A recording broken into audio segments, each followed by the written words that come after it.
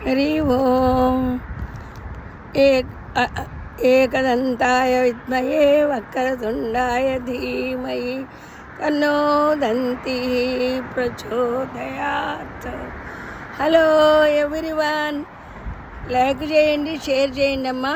ఇవాళ ఒక ముఖ్యమైన విషయం చెప్తున్నాను. ఇది మీకు అందరికీ తెలిసిన విషయమే. ఇదిగో చూసారా, ఇది కరేపాకు చెట్టు. ఇది వేసి ఏడాది నిండింది.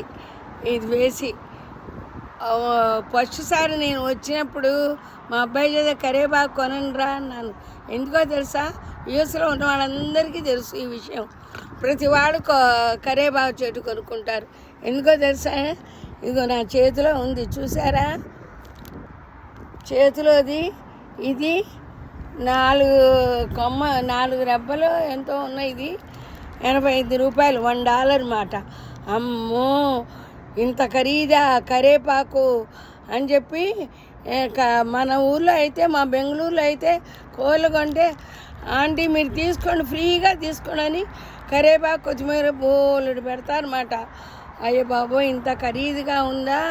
ఎముకలకు బలం కదా కరేపాకు చెట్టు తప్పకుండా వేసుకోండి అమ్మా అంటే మా పిల్లలు వేసుకున్నారు. ఈ చెట్టు $40 ఎంతో, నాకు సరిగా తెలియదు. అంటే ఇంచుమించు 4,000 ఈ కరేపాకు చెట్టు. కానీ మన ఇంట్లో చెట్టు మనకు ఇదిగా ఉంటుంది కదా. ఈరోజు ఇది కొన్నది మాట. ఈ పొట్లం రోజు నేను మీకు చూపించింది. ఇవాళ ఏం చేశాను, కరేపాకు అంతా కోసాను. ఇదిగో చూసారా, ఇంత ఎలా చూపించాలి,